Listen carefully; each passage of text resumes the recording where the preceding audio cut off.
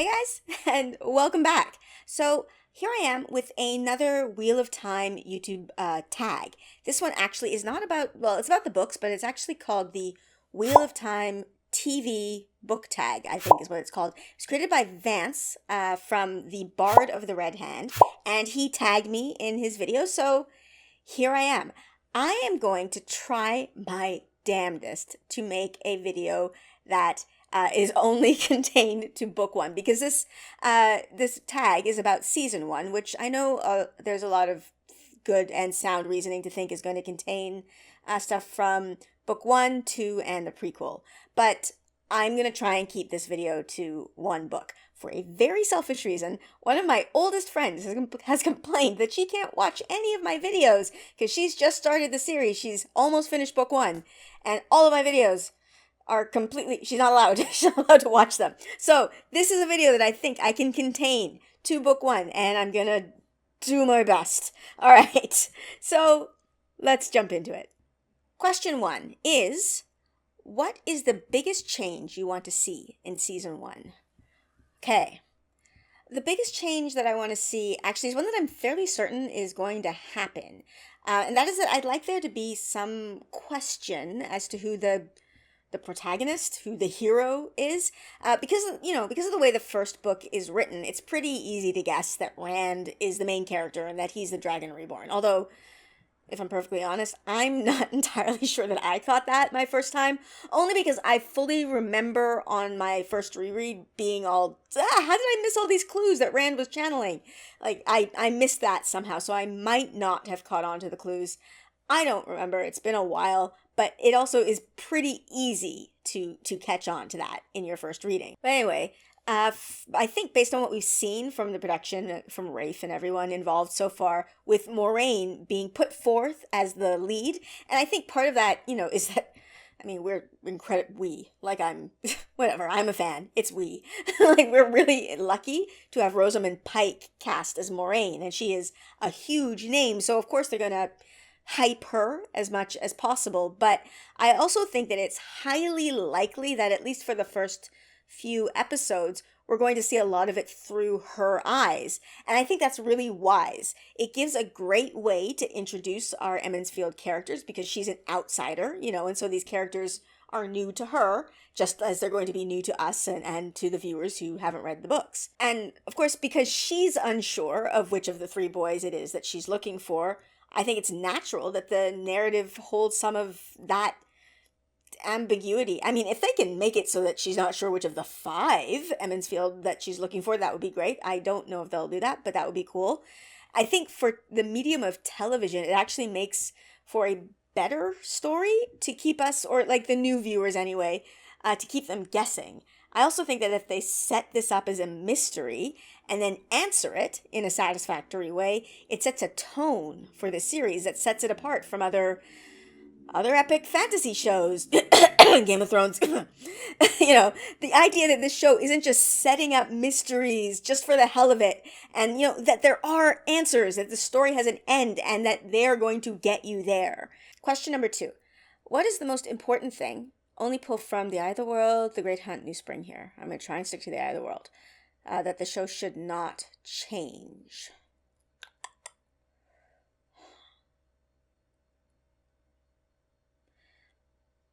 All right. This one's hard. Okay, I keep wanting to pull from The Great Hunt, actually. I'm going to keep this to Eye of the World. I'm going to keep this to Eye of the World. Okay. All right. I think one of the things I really want to see is the ways, and I want it to be as creepy as hell, like, this sort of physical evidence of the taint that we keep hearing about at this point, this place that has been defiled by the Dark One, and Machin Shin, the Black Wind. Oh God, I'm like imagining the sound design on that wind, and I'm creeping myself out. That needs to be there. I really, really, really want to see that. Question number 3. Which characters do you want streamlined? I.e., this can be characters that you want combined, pared down, or cut. All right. This one took some thinking. I think I'm going to pick some characters that I think, based on stuff that we've heard from the What on Prime team, I think it's actually going to happen. And that is that the Dark Friends that Rand and Matt meet when they're on the road together, I think, if I'm correct, they meet 4 different Dark Friends in their travelers. There's Pater, Howell Goad, Millie Skane, and the innkeeper. The innkeeper's name is Holdwyn, I think. But okay, I know. No spoiler. Okay, very mild spoiler. I'm trying really hard. Okay, I know one of these people comes back later, but it's a pretty minor thing, and I don't think, just because of the logistics of casting actors, that they would be able to cast somebody for this small part in season 1 and then have them come back several seasons later. I don't think, just logistically, pragmatically, practically, I don't think that's possible, so I don't think they're going for that. It's not a big enough role to be able to hold somebody for that long. So I think these 4 characters could be rolled into 2 different characters. And of these 4, the ones that I would choose to keep are Howell Goad and Pater. Pater just for the memes, really, quite frankly. And the others, could be folded into their characters. I'd mix Millie Skane and Pater, because both of them are people that the boys don't really see as threatening at first. Pater because he's Pater, and Millie Skane because she's a woman. And so that sort of aspect to, Dark Friends they don't have to become or show up as threatening characters. That would be cool.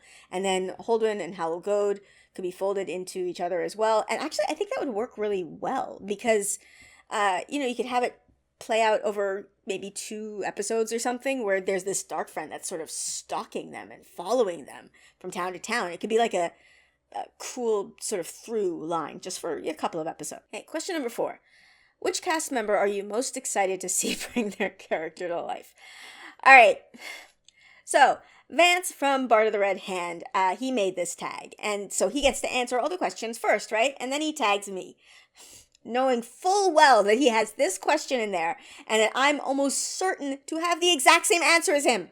Damn you, Vance! All right, Daniel Henney. Daniel Henney is my first response to this, and for the exact same selfish reasons as Vance. Damn him. All right. Daniel Henney is massive in Korea, and I live in South Korea. My hope is that just because of the huge following that Daniel Henney has here, and I don't know if I can fully convey how big Daniel Henney is here. I'd say about a third of the time when I'm watching YouTube, if I get an ad before a video, about a third of the time, it's an ad with Daniel Henney in it. He's everywhere here. But because of the big following that Daniel Henney has, I'm seriously hoping that the show gets a lot of press here. And then, maybe they will finally translate the books into Korean. Because, again, as Vance said in his answers, that he totally knew I would want to say again, because he set me up, man. Anyway, a Korean publishing company bought the rights ages ago to translate the books and then just never did. But okay, even if they don't, end up translating the books, just having the show with Daniel Henney playing a major role might entice people to watch. And if they make Korean subtitles, even more so. I just want to be able to talk about the Wheel of Time with my friends here. Oh, and also, I just want to put this out there, put this on YouTube in public. As I said, I live in South Korea. If they ever do start translating the books and want someone to consult with, maybe, and just make sure that they're getting the translation right, my Korean ability is not up to that level at all. But there are nuances and foreshadowing that will be missed if you just do a straight translation without knowing the whole series. So, hey, I'm in the country, just letting this be known. All right, because all of that is pretty much a carbon copy of what Vance said, I'll give a second answer, and that is Zoe Robbins. I'm very much excited about seeing what she will do with the role of Nynaeve, just because she's playing Nynaeve, and I love Nynaeve. I'm excited and a bit nervous, not because of any specific trepidation about Zoe Robbins' acting ability or anything. I haven't really seen her in all that much, so I have very little to go on. It's just that Nynaeve is so large in my head, and I love her. I love the character Nynaeve with such a huge passion. So I care about how she is portrayed. And I'm excited. I'm really, really excited. And I can't help it. I'm also a little bit nervous. Number 5. Which cast member are you the least excited by, but hopeful that they will smash your expectations? Least excited. All right. This one is basically just it. My answer is an exact inverse of my answer about Zoe Robbins, and that is, because I love Nynaeve. My least excited is Yasha Stradowski, I think is how you say his name, as Rand. It has absolutely nothing to do with his acting ability, and it's entirely just because of Rand. Like, Rand is a character that I just, he's fine. He's fine. He's just not a character that I think of when I think of these books. And I know that's really weird. He's the dude. He's a Dragon Reborn, but he's just not who I think of. Like, if someone grabbed me on the street and told me to list 10 characters from the Wheel of Time, like they held a gun to my head and said, I'm going to shoot you in the head unless you list 10 characters from the Wheel of Time. I don't know, some sort of weird mugging. I don't know what that would be, but whatever. If that happened, Rand might make it on that list. He might. It is not a guarantee. He is not the first thing that comes to my mind when I think of these books. I don't think about him that much. I don't dislike him most of the time. He just doesn't interest me. But I am hoping that Yasha will be able to make him interesting. And based on what I've seen of his work, I actually don't doubt that. Question 6. Which scene from the first half of The Eye of the World are you most excited to see adapted to screen before the cast splits at Shadar Logoth? All right. When I saw the limitation to this question, I actually sent Vance an angry message because, like, why can't it be the entire book? But because of the limitation of it having to be before the split at Shadar Logoth, I actually kind of cheated in one of my first answers when I talked about the ways, because that would have been my answer without that limitation. I'm really, really excited to see the ways adapted. But if you say that it has to be before the split, I'm gonna cut it really close and say Shadar Logoth itself, like that creepy old city and Mashadar. Oh man, especially after seeing the concept art. I'm so excited to have myself be completely freaked out by that city. But okay, if I can cheat and go a little bit past the split, and hey, it's my channel, Vance, you're not the boss of me, I'm going to cheat a little bit. Another scene that I really, really am excited to see is the scene of Nynaeve sneaking up to Lan and Moraine, and then she listens into them, and then, she has that whole conversation with Moraine. There's so much that happens in that moment. We see the beginnings of the attraction between Nynaeve and Lan. I mean, we saw it a little bit before, but I think this is a key moment in that, and I'm 100% here for that. And then that scene where Moraine explains to Nynaeve that she can channel. That scene, in my mind, it's the first glimpse of Nynaeve's true self. Nynaeve puts up this hard, gruff exterior where she acts like she thinks she's better and smarter than everyone around her. But, I mean, I've talked about Nynaeve ad nauseum all over the place because I love her so much. But I think she's just very insecure, and she is way too concerned with what other people think of her because she doesn't think highly enough of herself. That's what I think is going on.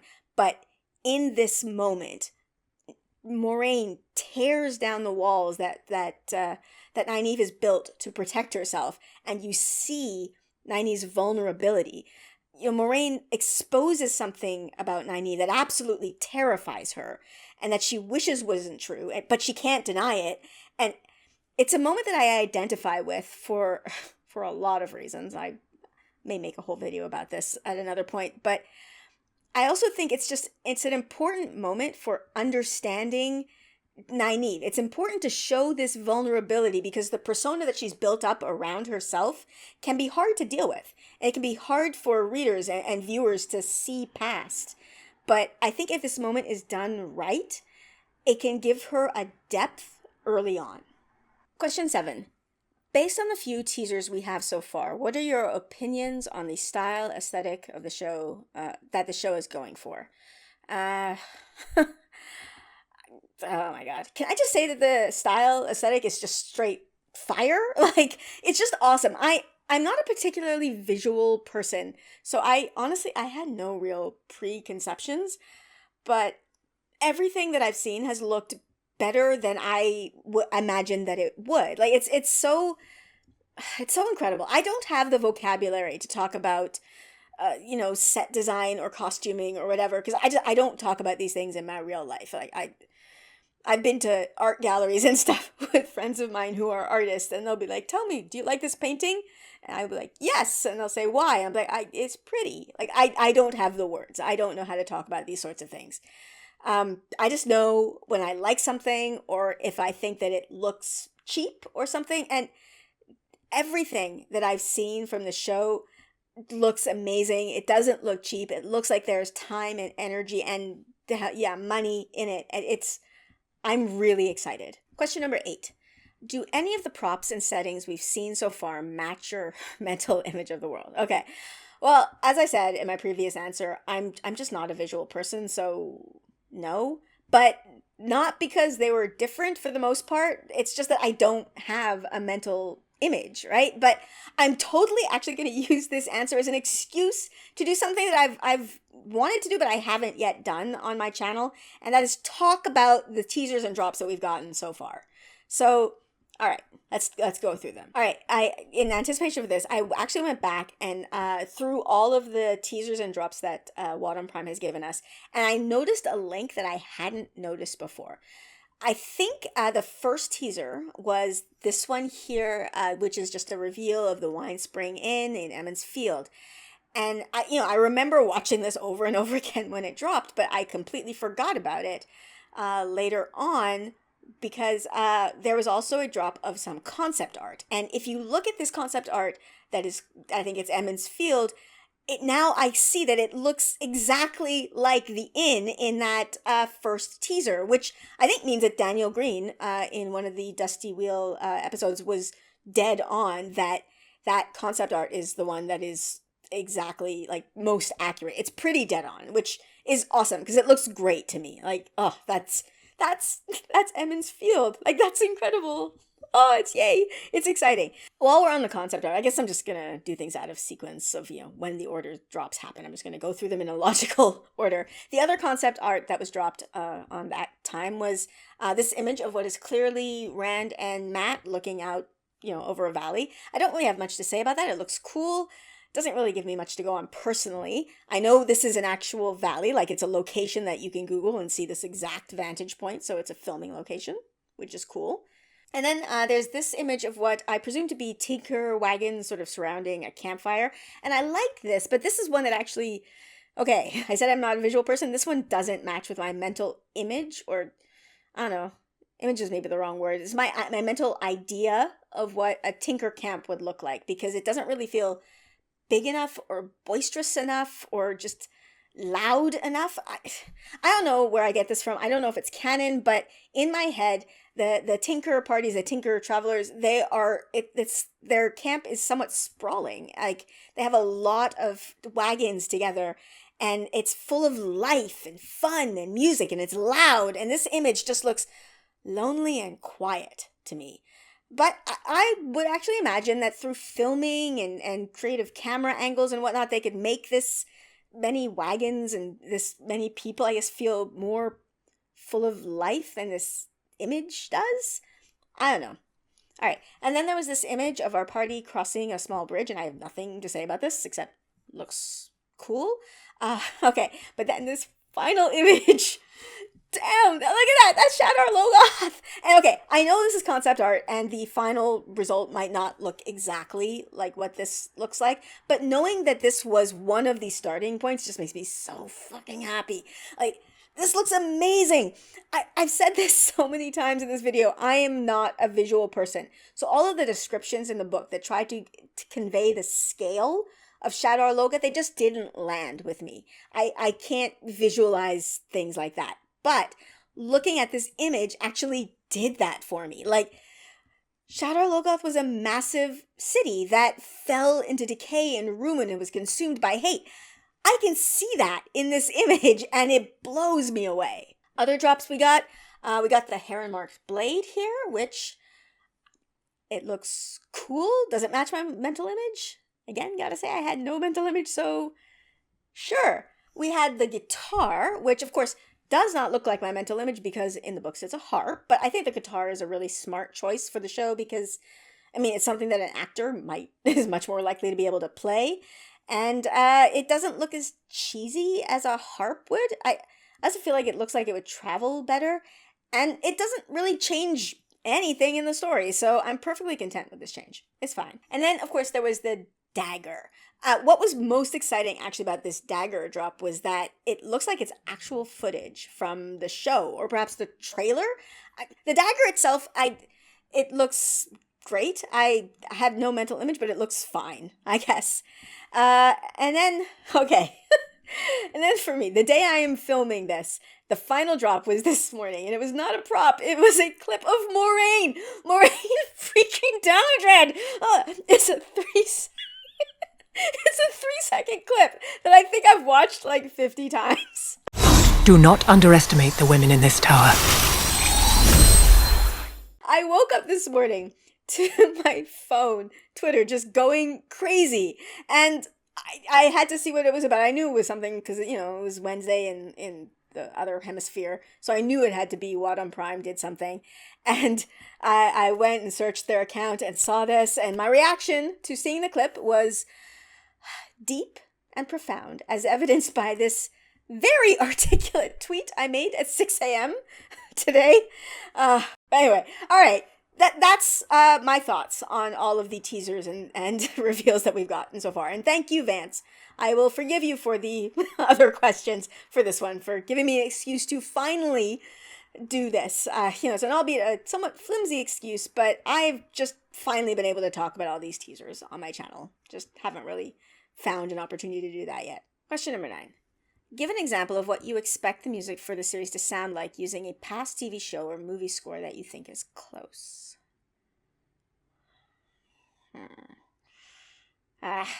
Okay, I hate that this is what I'm going to say to answer this question, but The Witcher. Ask me about The Witcher, like anything, about the plot, and I can't really remember anything. I think there was a guy who was like a porcupine, I think, and Henry Cavill, he said fuck a lot. I think that I enjoyed the show when I was watching it, but obviously it didn't stick in my head. It didn't leave an impression. I don't really remember it at all, except Toss a Coin to Your Witcher was a banger. That song got stuck in my head. And again, I've said the name of the song. I'm going to be humming it now for days. I want that for Wheel of Time. I want music to be a big part of the show. I want more than just stray notes in the background with like a line or two of a song. I want to fully know the lyrics to Wheel of Time songs and to be able to sing them in the shower. I want metal covers and trap covers and country covers even of Wheel of Time songs just all over YouTube. That's what I want. The score, I obviously want the score to be good. For me, score is something that I feel more than hear, so I couldn't really tell you. But for when it comes to songs and music, I want it to be a feature of the show. And question 10, as these tags go, says tag other creators and friends and share. All right, here we go. I want to tag Jess, the Amyrlin seat from the Amyrlin study. I'll also tag the Badger Reborn and Rob from Malkier Talks. And because this tag is pretty safe, spoiler-wise, I want to tag some new readers. And I know 2 of my favorite new reader podcasts have YouTube channels, so I'd like to tag Danny and Brett from the Wheel Weaves podcast and Gus and Ali from Wheel Takes. And that's it. I think I've done it. I think I've done a video that is spoiler-free. I mean, except for the Eye of the World. I think I've actually done it. No, wait. I did allude to something that happens later. But okay, it's a very mild spoiler. I think I've done it. I'm going to count it. I'm going to count it even though I did mention something, but it's so mild that I'm going to count this as I've finally done it. I've been so bad about that. It's very frustrating. But okay.